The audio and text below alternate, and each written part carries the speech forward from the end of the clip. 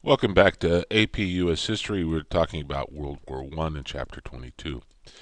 We left off talking about the Zimmerman Note, which is the secret words for this particular video. It was a note sent by the German government to the Mexican government, encouraging them to declare war on the United States, a way for the Americans to be preoccupied or distracted during World War One.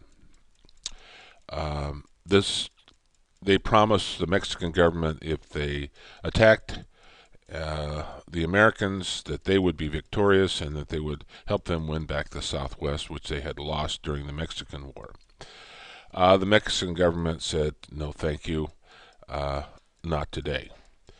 Uh, this note is decoded by the British and turned over to the American people, and it certainly sends a shockwave through the United States. How dare the United States be threatened this way? As a result of this note and the fact that many of the bankers had loaned money to the Europeans, particularly France and Great Britain, and they were afraid that they were going to lose their investment, Wilson asked Congress to declare war on April 2nd, 1917. And it was approved, but the United States will not be in the war right away. It'll take us a while to mobilize and train our troops. This is a picture of the Zimmerman Note in code, but the British were able to decode it.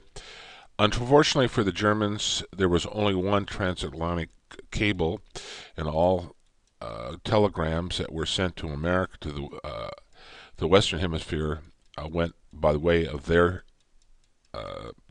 cable, and they were able to decode this message.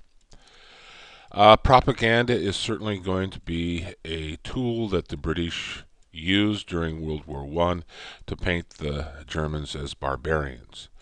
And we are also going to do the same in America to get people behind the war. If you were a journalist and you did not go through the British government on any kind of press release, you could be shot. And so they didn't want people to know the carnage that was going on the Western Front. Wilson and his idealism. For over a century, the U.S. had been in a position of being isolated from Europe. Wilson has been telling Americans that we shouldn't be involved in the war, and now he's got to get that all turned around. He tells the American people that they're going to get into the war to make the world safe for democracy. It's going to be a war to end all wars. Nice little quotes that you might put into an essay if you were writing about World War I. Wilson delivers what he calls his 14 points. This is to convince Americans that we should be in the war. He says that all secret treaties should be abolished. Of course, this is one of the reasons that the European powers went to war, because they weren't aware of all the secret treaties. He believes that there should be freedom of the seas, that you should go wherever you want to. This is sort of a slap against the British, who blockaded American ships from going to the Germans and Austria-Hungary. Remove all economic barriers, adjust colonial claims. He also promised self-determination. People would get to decide for themselves what kind of government they wanted. International organization, this is sort of the corner piece of his 14th point, and this was called the League of Nations. This will come about that way. Now, war mobilization in the United States, certainly propaganda posters were put up. People needed men to join up, and women, to fight the war. America is going to mobilize, and we're going to start cranking out war materials, being the arsenal for the Allies. This shows "Don't Mess with Us." Of course, this is a Marine folder here. We're going to kick the Huns' rear end because they kill women and children. and the U.S. does mobilize. There is something called the Creel Committee was formed to sell Americans on the war. And they established voluntary censorship on the war.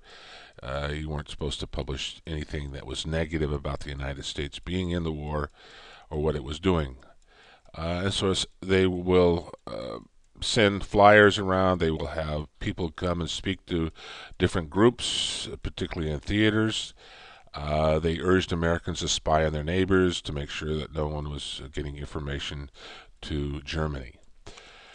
There were restrictions on civil liberties during the war, and there will be some court cases that come out of that.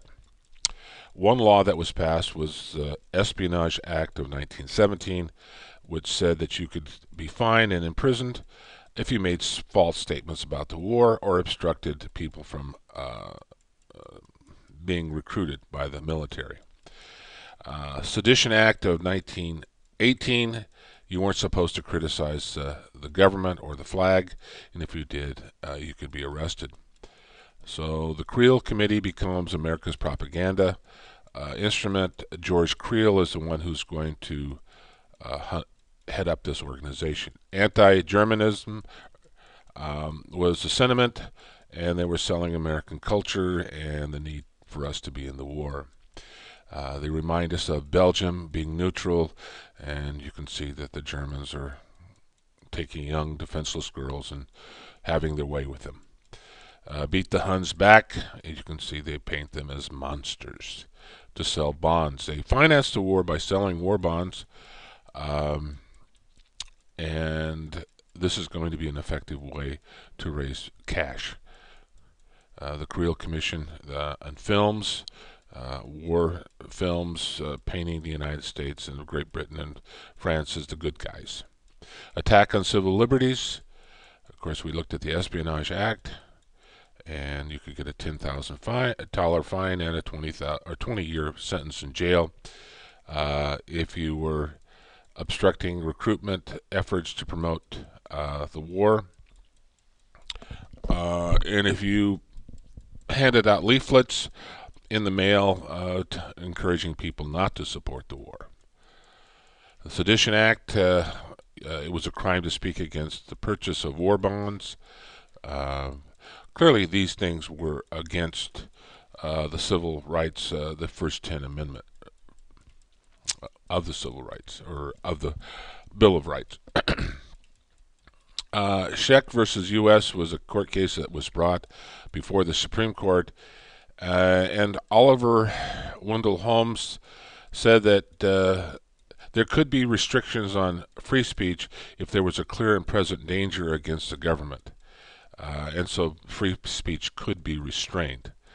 And you might have to remember that particular court case as far as hindering or putting restrictions on the First Amendment.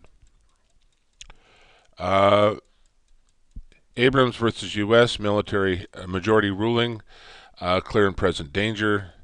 There were a couple of dissenting. Brandeis dissented on this. The best test of truth is the power of the thought to get itself accepted in the competition of the market. Well, but there are going to be limitations on people's civil liberties during the war. The coal miners' strike took place in 1919. This is after the war. There was a couple of strikes, a steel strike. People protesting about cutbacks and wages and working conditions. There was also the Boston police strike in 1919. There was a lot of civil unrest right after the war. This shows a coal miners' strike in 1919. So the Uncle Sam's going to spank the unions for threatening to go on strike during a wartime. The steel strike 1919, of course, it shows that it was inspired by the commies, the Reds, the anarchists. So unions weren't looked upon with much favor by the majority of Americans. Of course, the Boston police strike 1919, we'll talk about these again, giving aid and comfort to the enemies because they weren't on the job. Anti-labor sentiment if capital and labor don't pull together, this is what's going to happen, that America will just essentially close its doors. The consequences of the labor unrest, foreign competition is going to sink us because labor and capital, the business in America, can't work together. Of course, there was something called the Red Scare after the war, and this is a fear that the communists that had taken over Russia would also sweep throughout the rest of the world. There was a man named Mitchell Palmer who is given the task to round up the Reds, crush the communists in the United States. About 500 people are deported from the United States. His home is actually bombed, and they blamed that on the communists. This is a picture of Victor Berger. You got nothing out of the war except the flu and prohibition. There were some who thought that the reason that we got in the war were for the wrong reasons, and that it was a big mistake.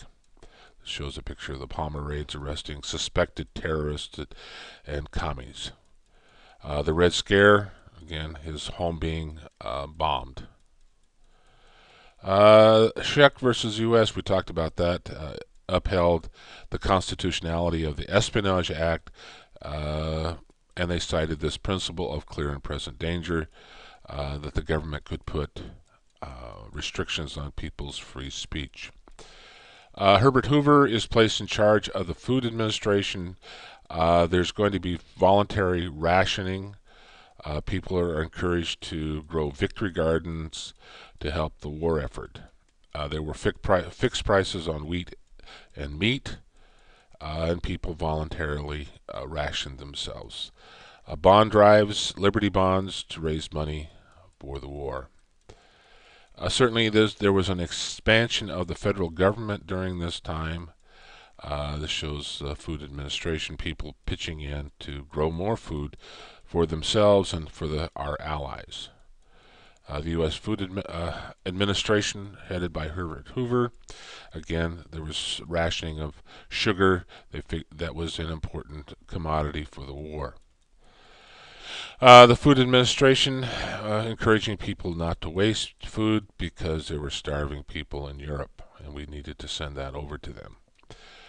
This is the National War Garden Commission encouraging people to can vegetables and things to support the war effort. Kids got into this war effort by gardening and also recycling things. U.S. shipping abroad or board was established, and the need to make cargo ships to haul the stuff, our troops and our ammunition to the war zone. And we'll stop.